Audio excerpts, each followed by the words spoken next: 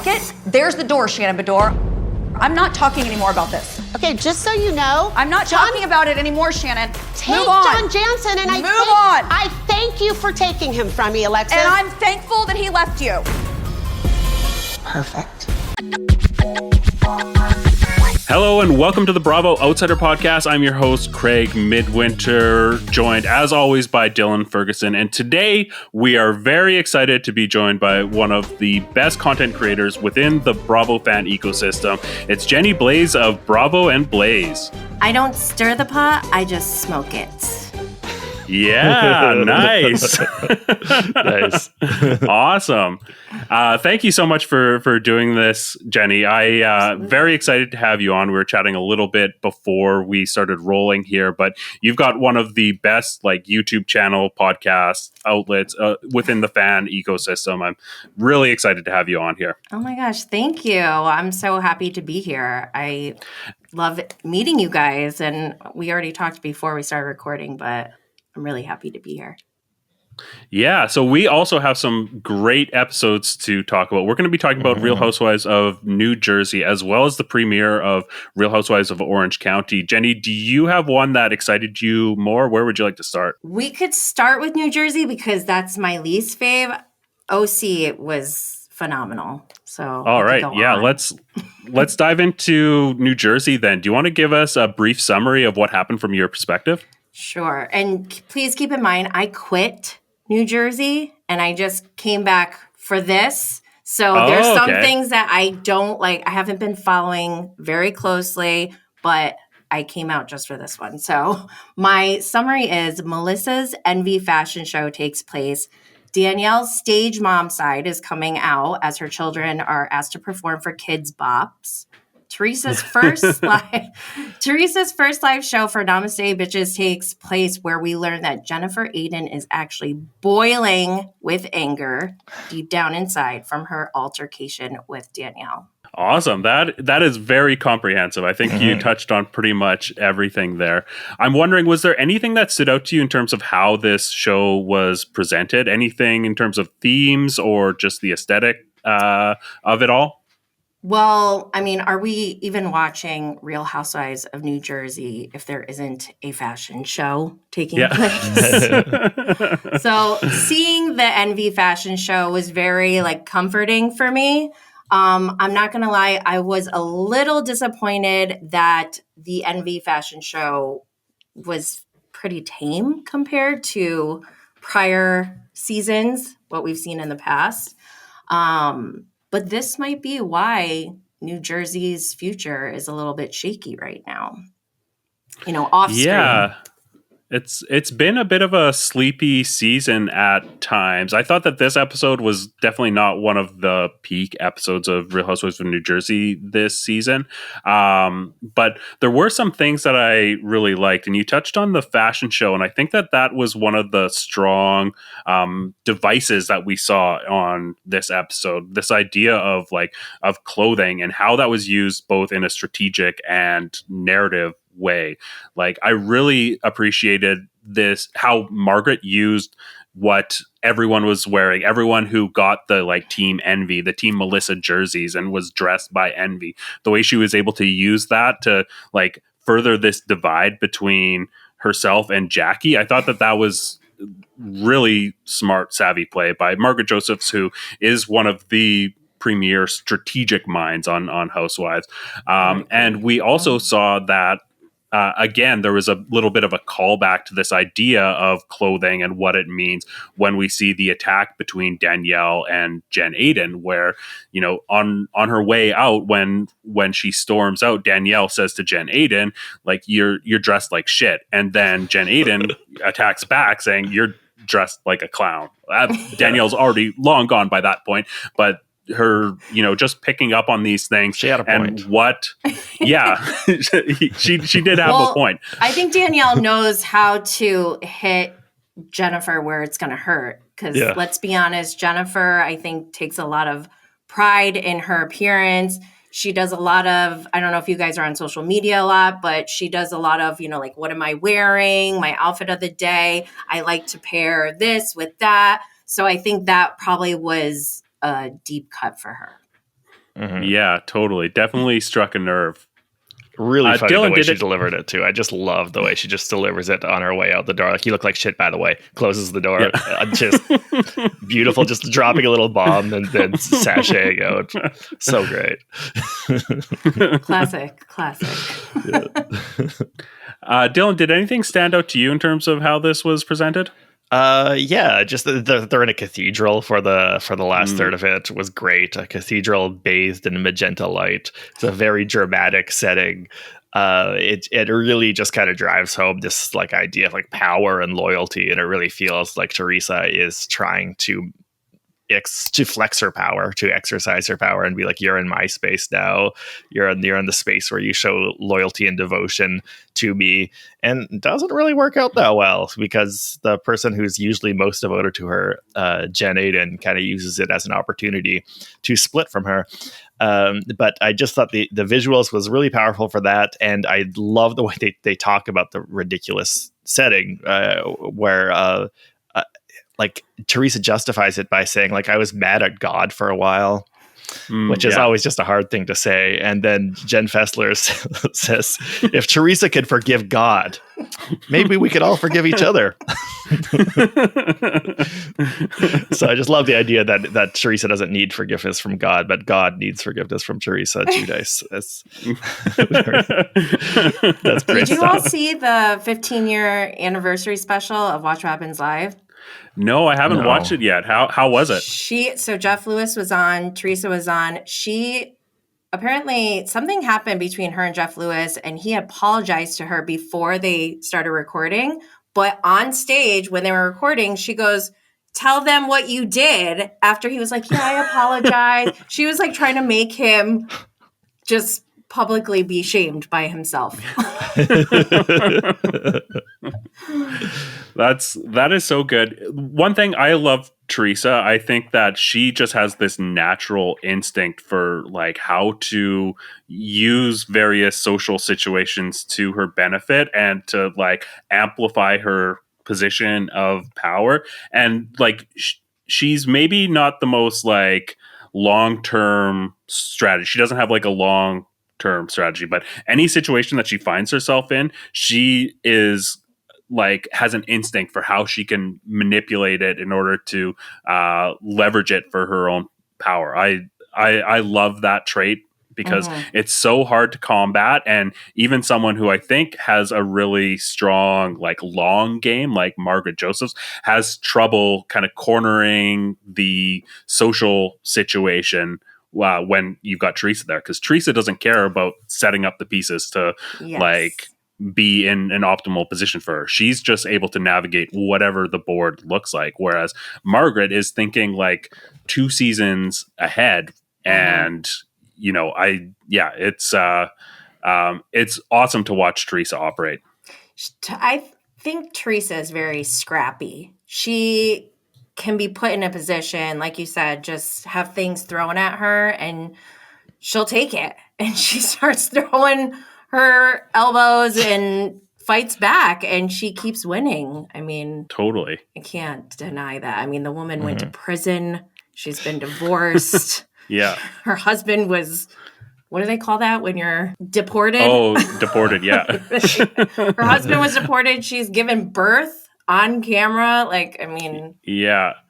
I would have killed to see what the social dynamics in that prison that Teresa was in. Like how watching her navigate as like complex a structure as like a prison would be fascinating, I think. I want someone in that prison to write a book about what it was like in there with her. So I have this like wild idea, and I didn't think through it like to make it come into fruition, but tell me what you guys think. So we have some housewives who have gone to jail. They have been have all these lawsuits and things like that. Erica Jane was maybe possibly up for, I don't know, people were saying they wanted her to go to jail. But regardless, this is not only happening in the Bravo world. This happens across the board with a lot of reality TV. What if, I mean, our prison system is already messed up, right? What if we had a sentence from judges where if it's like Jen Shaw, for example, she owes millions of dollars to these people that she stole from. Her going to jail doesn't do anything for the victims. They don't get their money back. What if we film this and all proceeds go back to the victims until it's paid off? Or maybe more. I don't know. Just have like a special reality TV person, like maybe on an island somewhere. Yeah. Just you're sentenced to the reality TV person island. Not like a good island, but yeah. Like they could serve their sentence and still give back, because that's the part that bothers me with these people who wind up stealing money. They'll go to jail, they'll get their sentence, but then these people are still victims. So that's sad. Yeah, totally. I'm a huge Big Brother fan, so seeing people trapped to a house and having access to that, I'm here for that 100%. I think it's a great idea. Let's get into our quotes. Jenny, did a quote stand out to you this episode? Yeah, 2 quotes actually. One, when Dolores said this group needs professional help, like, yes, Captain Obvious, thank you for saying it. But the other one was when Jennifer Aydin was very firm with Teresa, which was kind of surprising. She said, "No, Teresa, the answer is no." And I don't think we've ever seen someone who's a friend of Teresa's really stand up to her in that way. And like you guys said, this was in her house, in her temple. venue, in her house of Teresa. Like that was a pretty bold moment, I feel like. Mm-hmm. And I'm interested to see how this is going to play out later, because I don't remember what season was, but someone was like, Teresa will someone will do something and Teresa won't react until like a day later. And the reaction comes in full force as if it just happened, even though she may have had interactions in between. So I'm wondering if this will come back to Jennifer Aydin at some point. Yeah, I'm curious about that too, because Jennifer Aydin and Teresa, I think, are one of the tandems of housewives that have a dynamic that has stood through a lot. Like it has weathered a lot of storms, and for Jen to kind of test the elasticity of that, I think is one of the more fascinating things to watch this season of Real Housewives of New Jersey. Mm-hmm. Agreed. Because can Teresa even afford to lose Jen? You know, she can want to retaliate against Jen if she wants to, but would that make any sense for her? Like she's going to be a thin ice if she pushes Jen out too. So I really think it's kind of a power move from Jen to show like the strength of her position in that moment. I feel like that's really what Jen was doing. She was really kind of flexing her muscles and showing how important she is. Yeah, and I think under normal circumstances, I think that Teresa could afford to lose pretty much anyone. But the state of the show right now is so fragile. I feel like this is the moment where Jen does have the ability to kind of push back a little bit and see what she can get out of Teresa. Like this relationship that Teresa and Jen have is a little bit one-sided, or more, it's tilted towards Teresa. Teresa gets more out of it than Jen does, I think. Mm-hmm. So to see Jen try to tip the scale a bit here, I think is really the most interesting dynamic that's happening here. Aside from my conspiracy theory surrounding what Margaret is doing, which I am just like at the board with the yarn, like, let's hear it. What is it? Okay, so I've gone into this a few times, but a lot of the conversation about the divide between Jackie and Margaret being like really confusing, and why someone who has as much of a like strategic brain as Margaret, who's so focused on trying to very carefully set up the chess pieces, would willfully try to push someone like Jackie away. A lot of people, I don't think, are seeing what she gets out of that. Like, you would think that she's trying to gear up for war against Teresa. She wants to recruit as many people on her side as possible. I think what is happening is that she is playing a meta game. She is trying to create a ecosystem for drama that can exist without Teresa, because she sees Teresa as being like the main source of conflict on Real Housewives of New Jersey. Mm-hmm. The show can't sustain itself if they were to get rid of Teresa, which means she couldn't push Teresa out of the show because she's so essential to the show. So what she's trying to do is push away Jackie, push away Jen Fessler, bring Jen Ayden back in a little bit so that there is like enough people there with enough like complex dynamics and conflict that it could exist if Teresa were to go. And so I think that that's what she's setting up the pieces for, instead of trying to set it up to go to war against Teresa. She's trying to organize this freeze out and create this ecosystem of drama and really suffocate the air out of what Teresa can bring to the show. So I feel like we saw more of this with her kind of furthering this divide with Jackie here, and like getting a bit closer with Jen Ayden, and it all seems to be lining up that this is more a goal of, you know, creating a show that can exist without Teresa, as opposed to, you know, trying to combat Teresa on the battleground. I'm on board with that. I support that theory. Yeah, another convert. I think that Margaret hates Louis so much that she will do anything to try to set up a future where Teresa and Louis are not there. I agree with this theory. I'd love to see the red string board. I'll have to draw one up. I'll have to put together a video essay on this. Let's talk strategy a bit more. Jenny, what do you think was the most important strategic decision that was made during this episode? Well, like I said, with Jennifer Ayden standing up to Teresa, I think that is a big move. I don't know if there's like really strategy put into this. I don't think she has a strategy.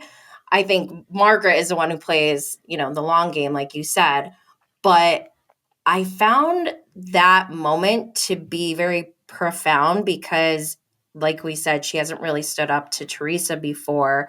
But also for me, I've been kind of weirded out by Jennifer Ayden after the whole Danielle altercation. And I love Jennifer Ayden. So it's not anything against her. It was more like the stone cold and emotionless behavior ever since that happened is so bizarre to me. Like that feels like abnormal human behavior.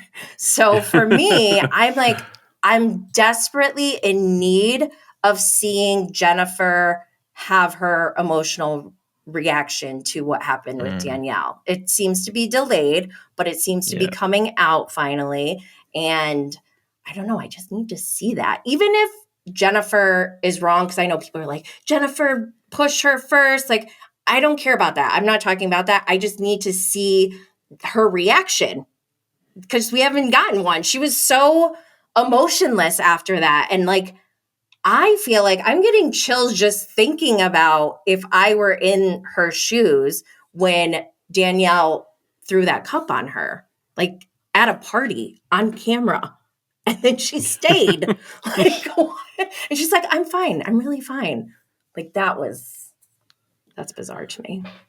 Yeah, totally. I think that her lack of emotional response to this is sending Danielle for even more of a tailspin. Like the fact that, you know, she wasn't really able to directly provoke Jen until she stormed out at backstage at the Namaste Bitches event. I think that is making it even harder for Danielle to know like what to do in this situation. Like she doesn't have anything to grasp onto and she can't further this. And I think that's like making it really challenging for her. And I wonder if this is, you know, like you said, if this is strategy from Jen Ayden or if it's just her having a delayed response. Yeah. And you can see that Danielle is still trying to provoke Jennifer Ayden to try to get a response. So yeah, I didn't even think of that until you just said it. But Danielle seems to be really bothered that Jennifer Ayden hasn't had a response. She even had in her confessional just going off on what she would do to Jennifer Ayden. Like, okay, she's mad. Yeah. And I think like Jen Aydin is still poking the bear. Like we saw her recapping this fight to some random girl directly within earshot of Danielle during this. And so she is poking the bear, but she's not doing it directly. She's not doing it in a way that will give Danielle any more fuel, because she does have people that are on her side in this conflict. Like she doesn't want to potentially isolate Jen Fessler, for example, who is really riding for her in the wake of this conflict. So I think her just kind of recapping things, that doesn't give Danielle any ammunition to, flip any pieces in her favor. Yeah, makes sense. She's probably scared she's going to get another drink thrown at her. Yeah, totally.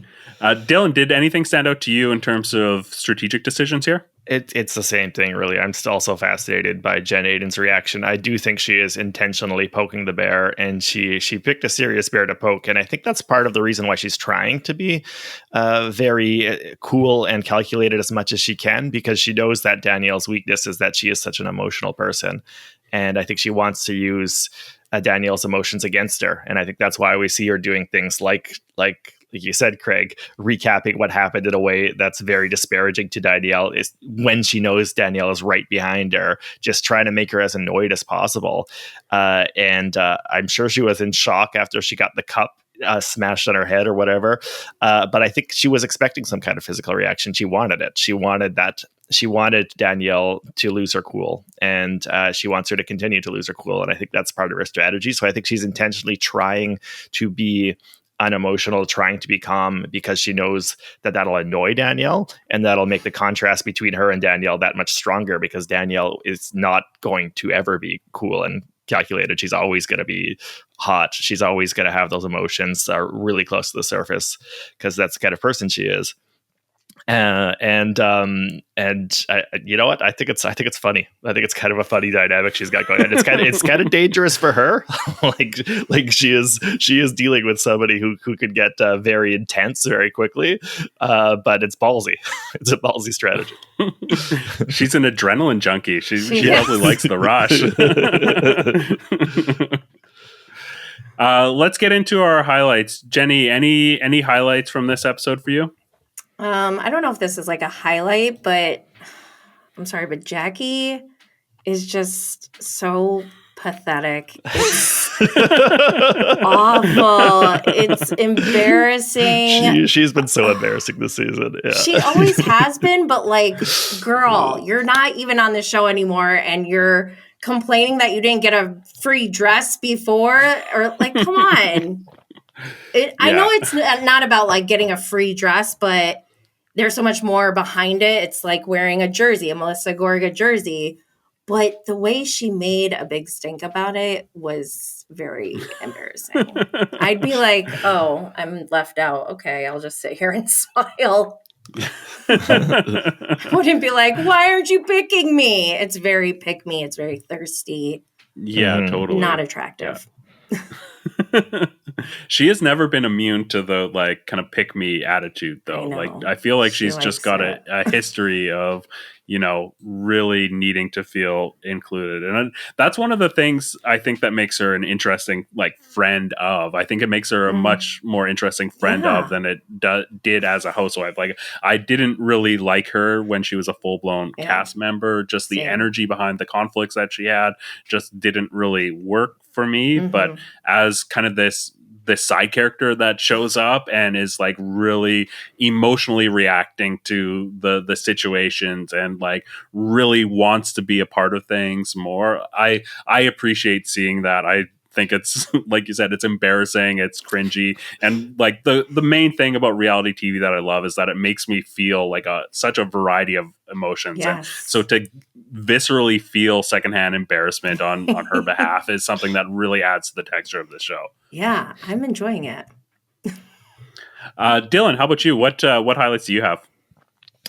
I really liked Frankie saying Costa Rica like Costa Rico. I just thought that was cute. But I mean, mostly the last third was what interested me the most. I was pretty intrigued by Dolores and Marge meeting, not necessarily because of anything they said, but because it had so much the feel of like a summit to me. It felt like two like ambassadors meeting in like a resort town in Switzerland and like just being like as important people. Let's calmly discuss the issues. So I thought that was just a fun contrast to the other things going on. It just really seemed to underline that there are like power players in the game that aren't necessarily getting their hands as dirty as other people are, but are like working behind the scenes to hash out the issues. Yeah, totally. I think we covered most of my highlights. There was another little quote that stood out to me was when Margaret was talking about the diagnosis with Joe, which I think is this storyline we've talked about adding a lot of emotional texture to Marge's story. Like we have not got a lot of that over her, journey as a housewife. We've seen her as a strategic player who trades in petty bullshit and information. And for her to say in this scene, like the petty bullshit means nothing, which is something that is so core to how she operates as a housewife, really underscores the emotional texture of this story and, the heartache that her and Joe are feeling. So I really love this. I think we're seeing a new side to Margaret. I think Margaret is someone who has a lot of fans, but is not, necessarily considered a fan favorite. And I think adding this element really rounds her out as a housewife. And I'm just really enjoying seeing this play out. And I appreciate, the vulnerability on the part of, Joe Bonino, who is someone who we haven't really seen the emotional side of, for him to have the vulnerability to open up and kind of share this with the audience. I just really appreciate that a lot. But do you think that is his choice? Let's be honest. Margaret kind of tells him what to do with everything. Yeah, I feel like there is some choice there, but you're right. It could be a matter of Margaret really dictating that this needs to be out there. I think that the way that it's been produced and the way this story has been told has been really good, just on the from the perspective of production. The way that they are balancing this storyline against the death of Jan that we saw at the beginning of this season, I think that is really helping, paint that or give this a lot more emotional depth, because we have seen so many raw emotions that are associated with Jan and Margaret. Like that's where we've had more emotional texture in that dynamic than we have maybe seen between Margaret and Joe. So I think just from a storytelling perspective, I really love it. And I think we've talked about the men on Real Housewives of New Jersey just being more open to the experience of being on Housewives versus other husbands on other franchises. In a lot of cases, John Jansen is one that comes to mind, where he really tries to position himself as being above the drama and not seeking out the camera and Johnny J. almost almost being embarrassed of being on these shows. Oh, yeah, he's so embarrassed. Whereas, but he plays it off like that, and we see that from a lot of husbands. I can't remember Leanne Lawkins' husband's name, but he also carried himself in a way where he thought that he was above that. And if you look at the preview on his cameos, he always is giving an eye roll whenever he mentions Real Housewives of Dallas. I will. Rich Emberlin from Dallas SWAT, Live PD, and of course, Real Housewives of Dallas.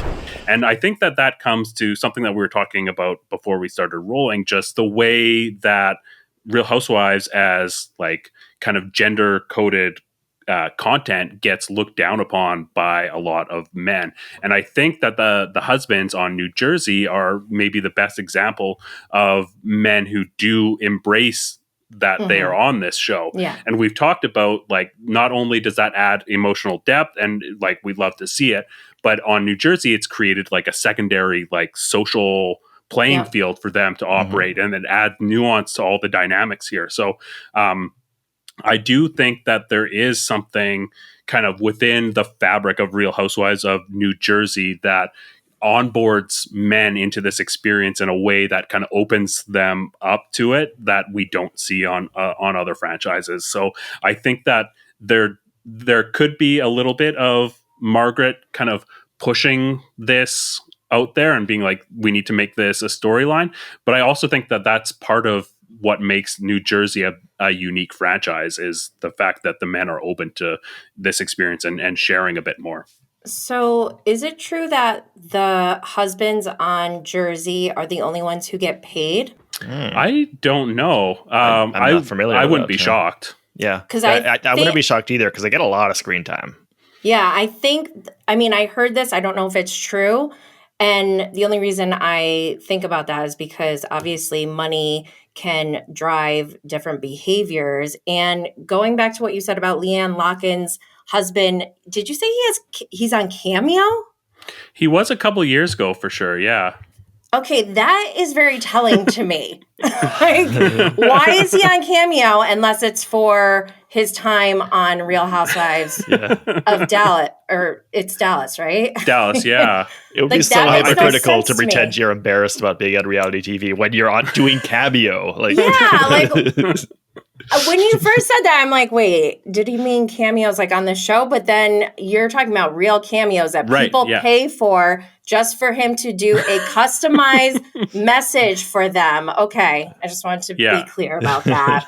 Interesting. So to his credit, or maybe not to his credit, but to add some context, I think he was on another reality show about like SWAT teams or something like that. So it could be like, I think his claim to fame is definitely more from being on Real Housewives of Dallas. But the fact that he still needs to put up this like hyper masculine appearance for the people that are maybe searching him out from his time on this like SWAT team show is part of it. I don't know. That's even more cringy because that means he's hanging on to this other reality show and looking down on the Real Housewives. That's insane. That's embarrassing. Yeah, definitely not the most like secure in his masculinity of anyone that we've seen on here. I think we talked about most of my highlights. Let's get into our stars. We'll start with you, Jenny. Who are your stars from this episode? When you say stars, you mean like standout character kind of person? Yeah, standout character or anything else that you might want to like attribute a star to. Okay, so I don't know his name, but Danielle's husband, I want to give him a shout out because I loved everything he was saying. I don't know if this is real or if it's for the cameras, but I want to believe the best in humanity and in straight men and husbands.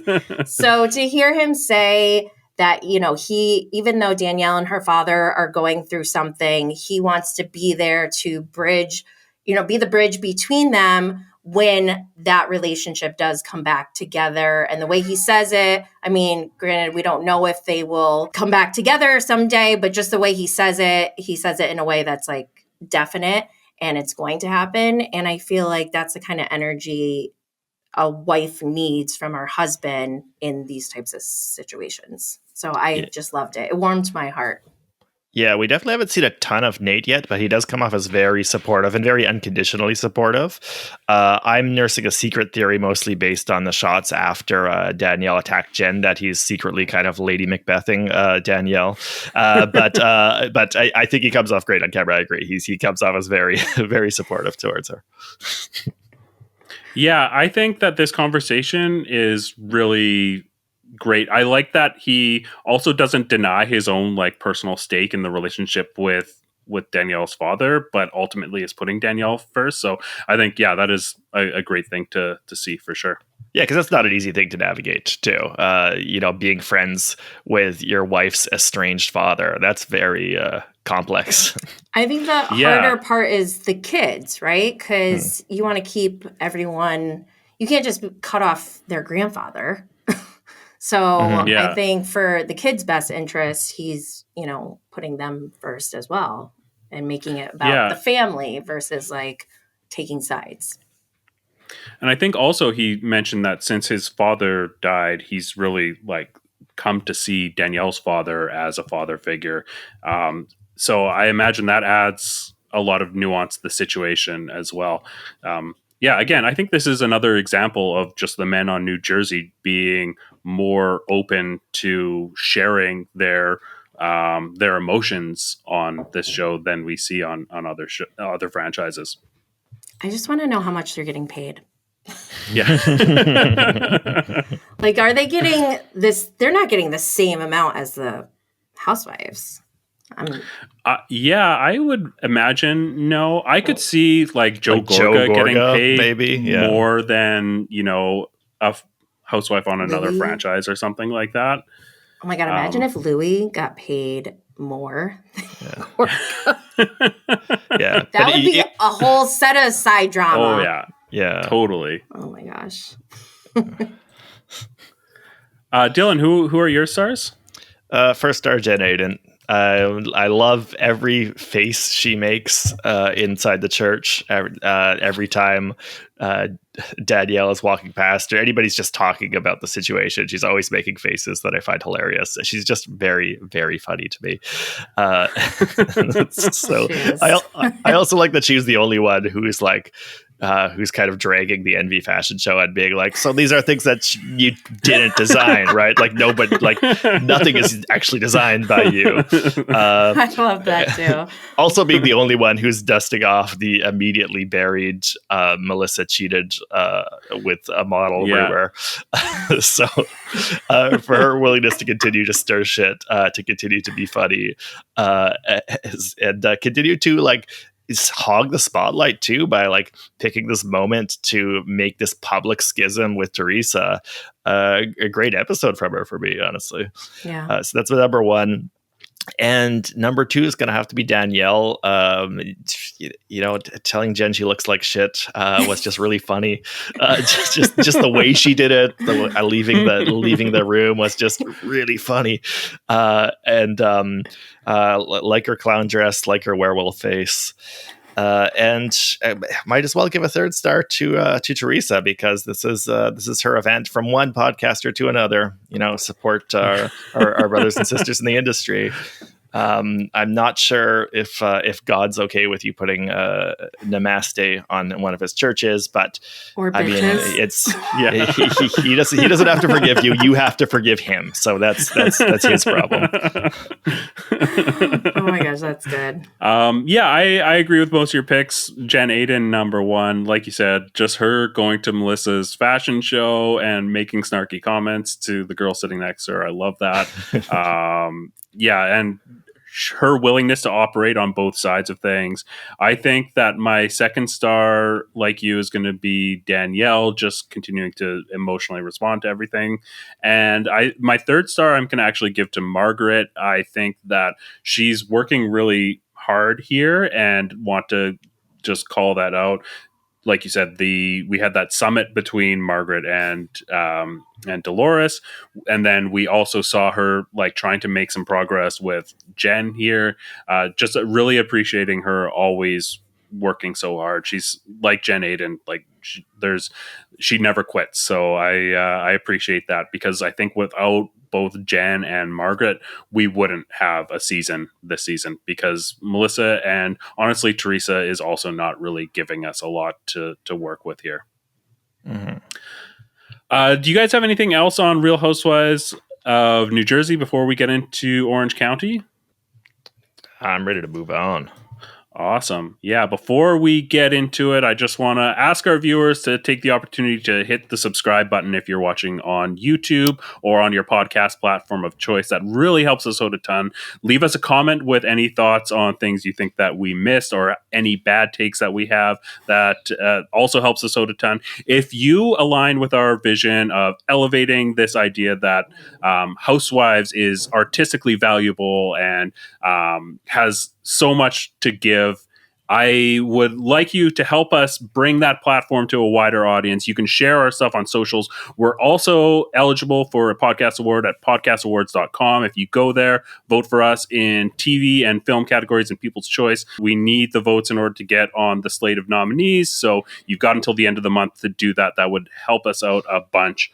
Let's dive into Real Housewives of Orange County. Jenny, do you want to give us a summary of what happened on this episode? Sure. Okay. So Jesus Jugs tries to make Johnny J happen, but it's not Shannon Storms Bedore who winds up storming out the door. It's Jesus Jugs, who seems like she snorted 5-hour energy shots up her nose before every scene, talking about her man. She won't shut up about him, and it can't be any more transparent how awful this couple is. Therefore, I will be dedicating season 18 to taking down John Jansen. Perfect summary. Nailed it. Love it. We've got a new Dirty John on the scene. I love it. He's awful. It's just so funny how she keeps trying to like build him up, being like, "This is the greatest dude ever. He's perfect," and everybody watching is like, "We know him. We've seen it. We know who he is. You're not fooling anyone." Oh man, he's got to come out in like one of the like Groucho Marx masks or whatever the like glasses and mustache. I'm Johnny J. Johnny J. Oh, barf. Let's talk about how this was presented, Jenny. Any standouts in terms of the presentation of this episode? Oh my gosh, this episode was so good. It's probably one of the best Housewives episodes from any franchise in a long time. And I think the production, how they did it with the editing of Shannon Storms Bedore coming out of the car at the end, going to the event alone, being the last one to arrive. I mean, she looked amazing. My perspective going in, like I've always loved Shannon Bedore. She starts charities, Megan. Yeah. Okay. I even have a plate that says, "This isn't my plate, you fucking bitch." And I've always rooted for Banana Shannon. She's bananas. But when that DWI happened, like the footage really rocked me. I have been upset since I saw that. And I saw her at BravoCon. I had every opportunity to just go up to her, introduce myself, and, have a conversation like I normally do. But seeing her at BravoCon really triggered me. I know she's paying her dues now, but at the time I was like, this woman needs to be in jail. And I love Shannon, but it was just so disturbing to me. So I went into this premiere with that mindset of like, Shannon, I'm mad at you, But then watching the premiere, I'm back to loving Shannon Bedore, Storms Bedore. And it really, the scene with her daughters, I thought was really important for Shannon. For us to really understand, like, I don't want to say, people are trying to say, like, it's not John Jansen's fault. She got a DWI. Obviously, it's Shannon's fault. Right. But the emotional abuse that he's enacted on her, I feel like has driven her to a little bit of this unhinged place that has manifested through this DWI. And it's really sad. I'm glad Shannon looks like she's doing better. I hope she's not drinking. It seems like she may be in denial about it. So I hope that she can dig deeper and get out of this rut and this cycle of like constant just going with men who treat her like crap and being upset about it and spiraling and then getting into another relationship. I was really happy to see her on Watch What Happens Live where she said, I don't want to date anyone. I want to be alone. And that to me is major growth for Shannon Bedore. So I am very happy about that. This episode, though, this premiere was just, I don't really have any constructive feedback to give them because it was almost flawless. Yeah, totally. Dylan, how about yourself? What stood out to you in terms of how this was presented? Definitely, just to follow up on what you were saying, Jenny, but the way it was presented, the way it was cut together was really good. And I really loved how when they're building up to the big climax of Shannon and Alexis having a head-to-head, just how much they included of them getting set up and her being like, oh, we need to drag this table over into the shade, and just awkwardly dragging the table on the concrete as the camera crew kind of impatiently tries to get set up around them. Everybody inside clustering around the window, trying to find the best way to seat themselves to get the best view of what's going to happen. Intercutting their commentary as they try to read body language and read lips. Yeah, with them starting to get worked up with each other. It was an amazing climax. It was so well put together. It was so entertaining. Absolutely loved that. Totally. And to cap it off with the Shannon spiking the camera saying perfect and then giving a really sudden twist to the hair flip. Oh, amazing. Yeah. She knew the assignment. Yeah, totally. Yeah.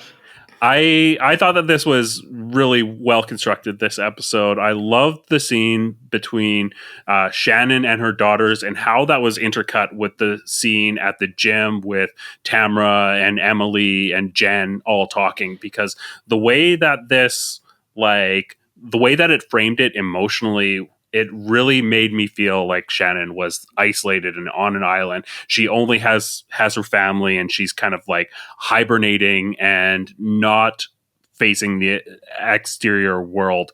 We almost exclusively see Shannon in this posture where she's by herself and alone with her family up until this party, with the exception of some flashbacks that we get of some conversations that happen. And to have that cut against, the casual socialization of the gym, I thought was a really strong juxtaposition in order to enforce that view of Shannon as really just kind of curling up into a ball and being insular. So I thought that was so effective. I also really love the use of the slow dissolve that we saw during this. We usually see on Real Housewives, especially Orange County, we've got such snappy editing. There's these transitions that happen where it's the screen is getting sliced from one scene to the other and real hard cuts and stuff like that. And we saw at key moments during this, we saw these slow dissolves from one shot to the next and slow fades to black, which is something that is so uncharacteristic of Real Housewives. I thought it really added a lot of emotional weight. Reminded me, Dylan, you'll love to hear the callback to Holdovers Core. It was giving, Alexander Payne doing a slow dissolve of Paul Giamatti. I really thought that they put a lot of thought into, the emotional decisions within the editing of this episode that really helped, reintroduce us to these characters, because a lot of them have new faces. So we need the reintroduction. $75,000 face, apparently, for Shannon. Yeah. I think that covers a lot of the artistic perspective here. Let's get a quote from you, Jenny. What stood out to you in terms of quotes? This is not my favorite quote, but Alexis, her Jesus jugs with her. There's the door, Shannon Bedore. Yeah. We know she was practicing that. That was. Oh, yeah. And then she's the one who walks away, which is just so moronic and very on brand for Jesus jugs. So I thought she delivered the line well, but it was slightly undercut by the fact that they were already outside when she said it. Yeah, but I love that that last part where Shannon's by herself, takes a sip, does her hair flip, and she looks directly into the camera and says, perfect. I mean, it really was. That's how I feel about that whole premiere. Real cherry on top. Yeah. Okay, let's talk about the strategic decisions here. I think that even though this is like the first episode and there's a lot of setup here, I do think that there was some interesting like strategy going on. I want to get both of your guys' thoughts. Jenny, did anything stand out to you here? WTF on Jennifer, whatever her name is, Jennifer P. And her rent situation, like, she just said it so casually as if that's normal.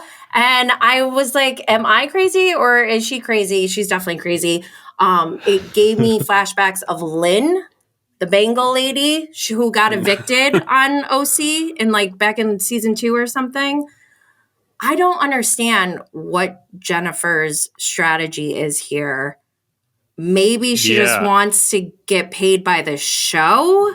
And she's like, I don't know, this is what it is. And she's throwing it all out there like, please keep me on for another season so I can pay my rent. I really don't know. It's weird. What do you guys think about that? Because that whole thing is very strange to me. Yeah, I think it's totally bizarre, like you said.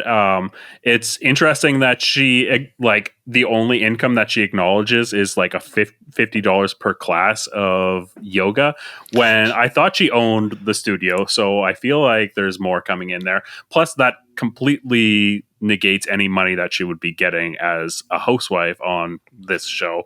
I don't really understand. This is something that we also saw last season, where she was saying like she couldn't scrape together $5,000 or something like that. And, it was her first season as a housewife. You can kind of like see where that's coming. But if you've got a full season under your belt, this is your second year in a contract as a housewife, I am a bit more skeptical of that.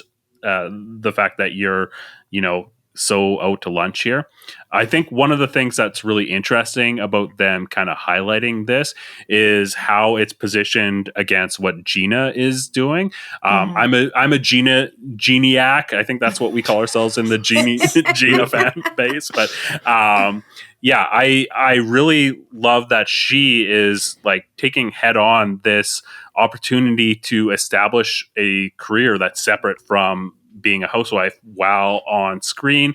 Like she is commanding her situation like financially by, giving herself a safety net and, leveraging the show and not just like thinking that it's going to last forever that she's on this show. And also how she's navigating her love life with Travis and being like, actually, I think you've got to move out for the sake of my kids. They need more space.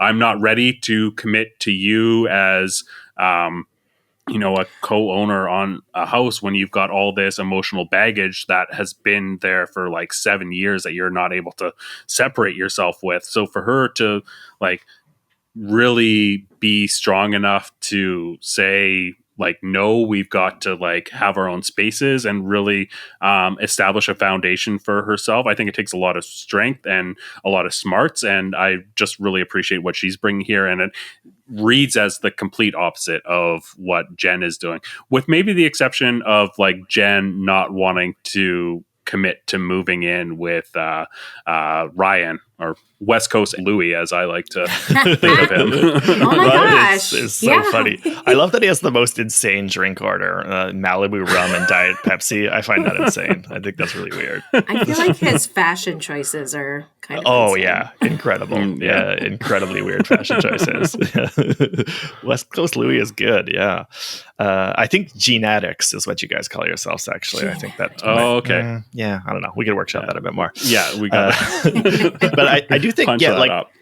just like housing and real estate is such a big thing in this episode. It often is at OC, I think, but there's just so much focus on whether it's like Heather's extremely lavish housing situation, and her place that used to be owned by Cary Grant and Lana Turner apparently, or like Shannon complaining that her place is too small now, to like Jen just accumulating piles of unpaid rent that she's ignorant of apparently, and then of course the big one is, like you said, Craig, Gina seemingly trying to push out Travis to make more room for her family, while also being a real estate agent now, as you also mentioned.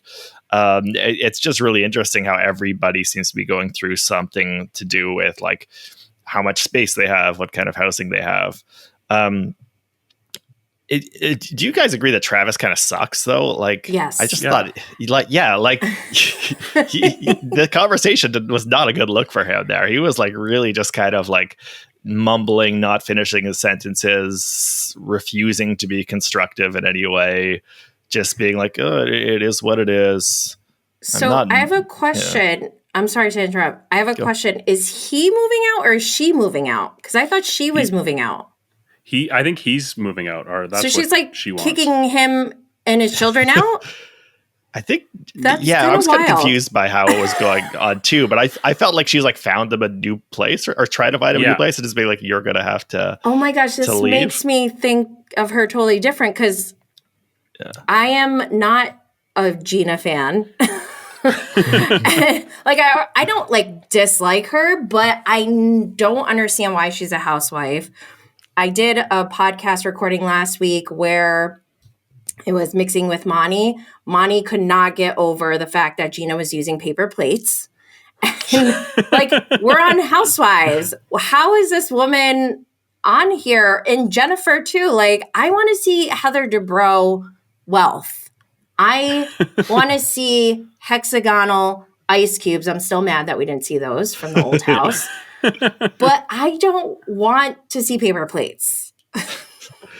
You want to see like a little slim sliver that says 2024 on top of an espresso martini that doesn't fully dissolve and you have to spit it back. Oh, that looks really gross. And the fact that Emily drank it, even though she spit it out, that's very on brand for Emily, though. Yeah, I like her once again trying to make Heather's parties look as bad as she can. Yeah.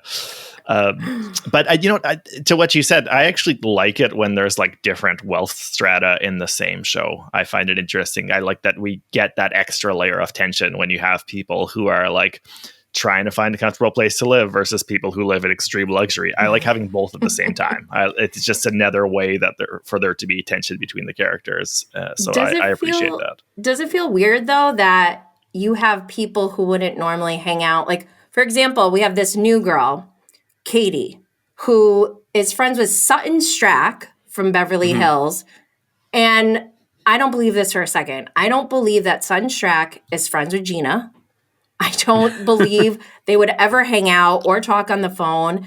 And I don't believe that Katie and Gina hit it off like right away. And why is Gina mentioning how they're like both young or whatever? How old are they? They're not like in their 20s. What is this some kind of like low key shade? I just wasn't feeling it. I'm sorry. I don't like Gina that much.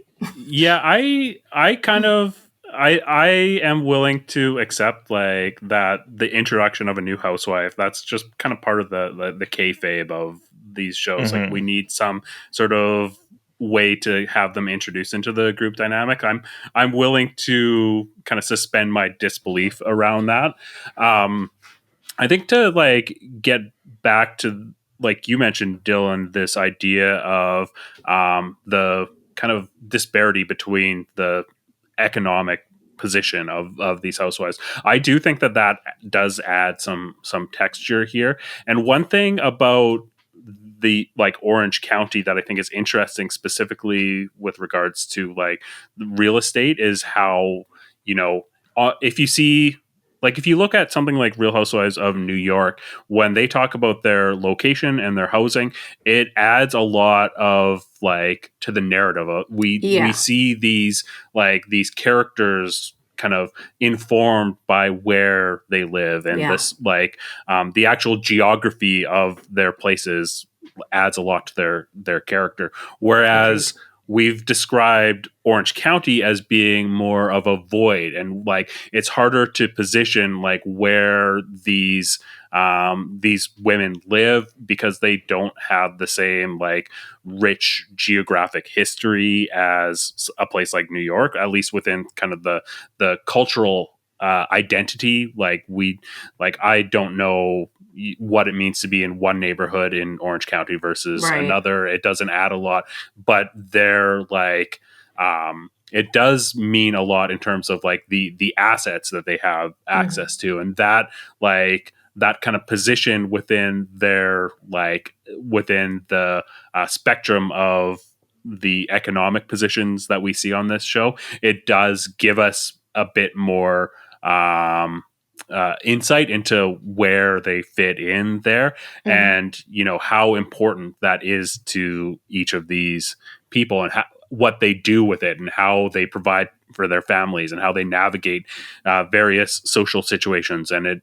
informs like the stakes that they have on the show, and how important this paycheck is to them as a character. And like you said, we see Jen really talking about her position as being kind of less privileged than someone like Heather Dubrow, obviously, and how she's trying to use that as kind of an emotional tool to maybe land another paycheck. I think it does add some texture to these shows. Do you or this show specifically? Do you think Jennifer will stay on because of this, or like we've seen in the trailer that her fiance or whatever, he's gotten like $16 million into his account that was unexplained. There's like some, I don't know, accusations of fraud maybe. Do you think the money part of it is like part of her strategy to stay on? Yeah, I think that she's really clinging to Tamara as a life raft, whether she knows it or not. The fact that Tamara is willing to engage in conflict with her is really the only thing that she's bringing to the table here. I am surprised to see her back after last season, honestly. I thought that the Jen and Ryan that we had the season before added more to the show than this, Jen and Ryan 2.0. So yeah, I'm kind of shocked. I don't really love her as a housewife, but we'll see what she brings. I kind of wish Elizabeth Vargas didn't go away, because since she's left the show, I think she's been held hostage. She revealed she was in a cult. Like, she grew up in a cult. Hello, why isn't she on this show? So weird. Yeah. Well, Gina is opening a door for her to come back, I guess, by trying to sell her a house. Yes. So both literal and figurative door opening going on there. I'm here for it. Bring her back. Yeah. Or Noella. Noella was so messy and like she was from another planet. She was just all over the place. And the OC has had a few down seasons, I think. I'm a big fan of Vicky just for what she brings to the show. Obviously not the greatest person in the world, but I think she brings a lot. She's a natural born reality star, and I think that the OC, when it dropped Vicky and Tamara, it lost a lot, and even just bringing Tamara back, it's still struggling a little bit to find its footing. So I'm hopeful that we'll see more of Tamara and Vicky this season, and maybe it'll pave the way for a return of Queen Victoria. Well, Vicky has her new podcast now with Christian Grey Snow on her dad. So that's pretty cool, because now instead of her being on the show, she can talk about it. And she actually revealed, I just saw a clip on Instagram, I believe John Jansen was caught kissing, like French kissing, not just like a peck, French kissing another woman at the Quiet Woman while Shannon was in the bathroom. Like, this wasn't even like they were broken up or maybe they were together and she wasn't there with him. She was with him and he still made out with another woman. That is heinous. It is so audacious, gross. It's giving Tom Sandoval, and I don't think I need to explain how I feel about him. I was gonna say we need to get him on Vanderpump Rules. Give him a job at Sir. Oh my god! Put him in one of those those dresses, those form-fitting dresses. No, but he doesn't love the town. Spotlight. He broke up with Shannon because it's too much for him. Oh my god, I hate him. Let's get into any other highlights that we haven't covered. Jenny, anything stand out to you? Highlights. I mean, Shannon just looks so good. Yeah. I don't know if it's the facelift or I don't know, like she just looks really good. Whoever is doing her glam, they're on point. That facelift, that 70. Oh, so here's another thing that was revealed on Watch What Happens Live. She got a $75,000 facelift that John Jansen paid for. He's now suing her for that, saying that was a loan. She's like, I never signed anything. But Shannon said she tried to give him $75,000 to like drop the lawsuit and everything. He refused to take the $75,000. What does that mean? To me, that means this man is just trying to torment Shannon Storms Bedore. And it has nothing to do with money, because if I was in his situation, if that was really the case and I was like, okay, you said you're going to pay me back, you didn't, I'm going to sue you for it. If they said, here's $75,000, I'd be like, peace, grab that and be out. Why is he still continuing with this? I don't understand. Yeah, that's interesting. I didn't know that about the facelift. It seems like financial abuse, honestly. Just using it as a tool to be abusive. And yeah, I'm interested to see what we get out of, Johnny J this season, if we're going to see a little bit of a downfall or a darker side. Has always been kind of a darker point on in Shannon's story. Like even though David seemed like he was like a real like psychopath, somehow John Jansen seemed like a darker point in Shannon's life. And that's just based on my gut read of him and what we've seen on camera. It just like really darked me out. It felt like it worsened Shannon's dependency on alcohol. And just like he comes across as like maybe struggling with alcohol as well. And just this like, I don't know, this dark picture I've got of them off camera being like stumbling around in their house and like grappling with dependency issues, both on substance and each other, just really kind of darked me out. And I'm curious to see what we see in terms of his relationship with Jesus Jugs. Dylan, do you have any other highlights here? Just a quick shout out to when Emily asked Gina if Travis is divorced, and she says they're bifurcated. I don't know what the fuck that means. I still haven't looked that up. What does that mean? Well, I mean split, but I don't know why she's using that specific word. I think she's just been hitting the thesaurus a lot lately. She's been really... No, I think it's actually, there's a legal distinction. So I think there's like... I think it's a type of divorce where you're expecting it to be a prolonged like negotiation. At least that's what I saw, I think, on Reddit or something like that. Okay. It's There's a something lot specific on Reddit about that would make Gina sense. And Travis right now. She has definitely been studying her laws. She makes a shout out to Hammurabi's code around there too. So good for her working on that vocabulary. I don't know. Something about this Travis thing with Gina seems so off. I don't know if it's Gina trying to hide something or if the producers are trying to mess with us. But I didn't know Alex Baskin was the executive producer of Orange County. He's also the executive producer of other shows like Beverly Hills, but also Vanderpump Rules. And when I watched... I've watched all seasons of Vanderpump Rules. And then when Scandival happened, I really was diving deep. And now Alex Baskin is on my radar because I feel strongly that he's messing with us. He's a puppet master. Yeah, he is. And he can. He's the producer. That's what they do. But I don't feel like it's in a good way. So I'm watching, paying attention very closely. Yeah, I think that there's maybe a case to be made that Gina doesn't feel as secure in her position as being a full-time cast member. Like we're seeing this evidenced a little bit with her actually pursuing another line of work on camera.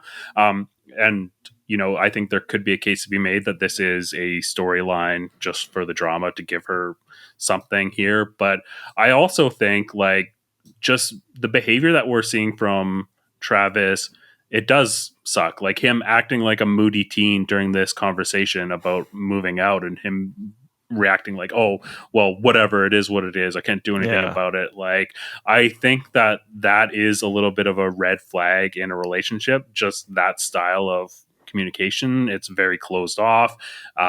So I think that there could be trouble within that dynamic. And I think that there's something to be said about like Gina, maybe outgrowing her need for him within this relationship. Like she's been able to make so much progress within her family situation post divorce, and she's feeling like she's moved on, whereas he's had this hanging over his head and is not able to make progress. If he's entering like negotiations for custody or for finances with the same attitude that he has for this conversation that we see about him like maybe moving out, her just like floating this idea, if he's not as open to a conversation with that level stakes as one that would happen during a negotiation for a divorce, I think like she's right to see this as a red flag and step back a little bit. So there could be some genuine issues here, and I'm interested to see where this goes, because I think that they're still together from what I've seen on social media. So I just wish she would break up with him though, because I don't understand. And you can even see when she says, it says a lot about you and your character that you're even willing to entertain this. To me, that means she's basically confessing that she knows this is a fucked up situation and that it's not favorable to him. And yet he's still just like, meh. Like, it's also such a stark contrast the way she's engaging in that conversation, the way he is, the way she's saying things like that, where she's like, I'm saying positive things about you. I'm saying like nice things. I'm trying to like keep this like open and positive. And he's just being like, well, I'm not happy about it, but I don't know. Like just doing the complete opposite of just like being clammy and negative. And it's just a very, very bad look for him in that conversation. I want to hear from his ex-wife or wife. They're still married. Right. Even though they're bifurcated. I think we talked about a lot of my highlights here. I do think it's interesting that the way that they set this episode up, everyone is in the state, like a state of transition or undergoing some sort of transformation. Like we're seeing Heather Dubrow is in like 3 different houses now. We're seeing, Emily has had a physical transformation. She's also like renovating her kitchen. We're seeing, Gina is in a career transition, and we're seeing potentially a change in the dynamic within their house. Obviously Shannon's in a new place. So I think that there's a lot of in Jen as well is potentially moving from this house that she's in and wherever she ends up landing. I think that the stage is set for a really interesting season because there's not a lot of deep-rooted foundation in any of these situations, and there's just so much potential for change and growth here. So I'm really excited about what is on the horizon here. What do you guys think about Tamara? Like, is she needed? What is happening? There's like, what is she bringing? I love Tamara. I think she's like a master manipulator. I think that when Tamara was introduced on Real Housewives of Orange County, she changed what it meant to be a housewife. She introduced this strategic dynamic to this show. I think that, love her or hate her, and I think in most cases it's a lot of like hate her. I think that she does bring a lot to the table in terms of how having someone on there that is willing to pull strings and manipulate things. Because without her, the person that I think does this the best is actually Gina. Like, we see how she's kind of toying with Shannon here, and like we saw a conversation between Gina and Shannon where they kind of like make up a little bit, and Gina's like, oh, actually, like, I'm in your corner now, I'm on your team here, and like kind of pumping her up to like get into a confrontation with Alexis, and then hedge her bets strategically within the group, where she's like, it's really not fair for them to be fighting over John Jansen. Like, is this really fair that they're out there, when she was like stoking that fire for them to go and like get into it? I think that Gina is someone that doesn't get a lot of credit for her ability to stir the pot and add, tension and drama here. We see it. She's just a lot more subtle about it than Tamara is. But I think Tamara definitely brings something to the table. If she were to leave and we didn't get like Vicky back or something like that, I don't know what would be left here. But how about you? What's your take on Tamara? I mean, I'm a huge Traitors fan. I love that show. Yeah. Tamara was on, so I feel like some weird kind of loyalty to her because of that. It makes no sense at all. But I do appreciate what Tamara has brought to the Housewives franchises as a whole. I just don't know about the future of this season and how that's going to play out. I feel like a lot of people are kind of over her antics. Like, it's always kind of the same. She pokes and she'll start screaming, or like, like, I need something new. Give us a new shtick, I guess, is what I'm looking for. But yeah, she needs to have like an emotional journey like we're seeing with Margaret Josephs. That would help her out a ton. So, she mentioned her daughters and how Sophie is now 18, so she can be on screen, which that scene where she starts crying and Sophie's like, okay. Like, that was, actually, Sophie might be my star. But Tamara talks about Sydney, her other daughter, and there's a lot circulating on social media. I guess Sydney posted something on Facebook a few years ago or a couple of years ago after her graduation, saying that this is why she doesn't speak to her mother, because she has boundaries and her mother continues to break those boundaries. And the Facebook message was very heartbreaking, and it makes you look at the show and what Tamara is telling us in a very different light. So I always find that stuff interesting, because obviously the producers want us to see one thing, but these are real people. This isn't like a fictional thing. There's stuff going on outside, and they can't fit everything into the show. So that's where I'm like, I don't know how deep to go in. Like, where's the fourth wall? I don't know where to stop. So. Yeah, totally. And I think that's something that is really interesting about Bravo shows, is like that line between, that fourth wall is so blurry, and it, sometimes it's really easy to identify and other times it's not. And one thing we were talking about on a previous episode is with Teresa, and how it's so blurred for her idea of what true friendship is like, it's colored by the context of the show, and it's almost exclusively viewed through that. It's like, friendship to Teresa is like, what can you do for me on the show? There's like nothing else really matters. And I think Tamara is maybe another example of this. Everything is viewed through the lens of the show, and what can you do for me? How am I going to leverage this? And that fourth wall is completely shattered for her. Dylan, did you have any other highlights? No, I think we pretty much covered it for me. Okay, let's dive into our stars. Jenny, who are your stars here? Yeah, I think Sophie. I always love like a non-main character kind of shining in an episode, and I think that was Sophie in this episode.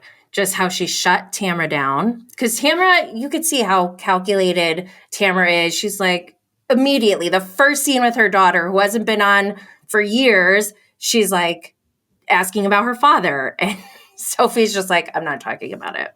And Tamara, this is the first time you could see Tamara actually like kind of respect a boundary where she's just like, okay. Usually if that was another cast member, she'd probably poke a little bit more or be a little passive aggressive. But no, that's not the case with Sophie. And with her sister too, Sydney, like I said, in that Facebook post, she has specifically asked her mother not to mention her name in any way. It's a very Will Smith, like, keep my wife out your mouth. Like, and so for Tamara, her first scene on the premiere to mention Sydney is just, I mean, come on. Yeah. But Sophie handled it so well. And for being 18 years old and with a mother like Tamara, who's been on reality TV for over a decade, I mean, I think she was a star. Other than Shannon Bedore, of course. Totally. Dylan, how about you? First star to Alexis Bellino, not necessarily because of anything she did, but just because of her presence on the show and the fact that she has this relationship with Johnny J is just really entertaining, and it's just promises to be so much fun going forward. So I'm just glad that bit of lore just got dropped in there. It's going to be really fun to see how that develops. And second star to Shannon for the way she dealt with everything and setting up the face-to-face and dragging the table at the end and all of that. It was just like beautiful, beautiful TV. Let's give a third star. Let's give a third star to Ryan, because he sucks, but it's if the one thing that Jen is really bringing to the show is Ryan, because Ryan is like you just know that he's like just a weirdo, and he's just kind of a sleazy guy. And it's you got, like with Louis, it's fun to have those kind of unpredictable, weird, sleazy guys in the mix. So sure, I like seeing him in the restaurant there with his bad drink order and his bad jacket. Just a funny person. So here's to you, Ryan. Are you drinking Malibu and Diet Coke? Yeah, obviously, yeah. Wow, I love that.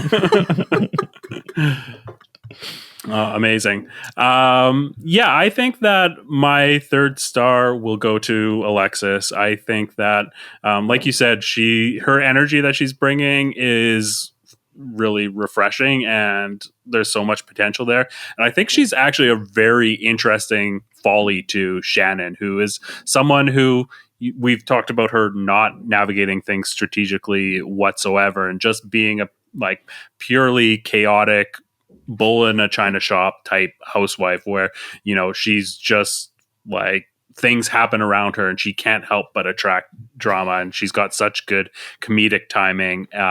So I think that Alexis, it has a similarly chaotic energy towards her, and there's all sorts of unknowns surrounding her, and there's a lot of potential there. I'm excited to see what happens there.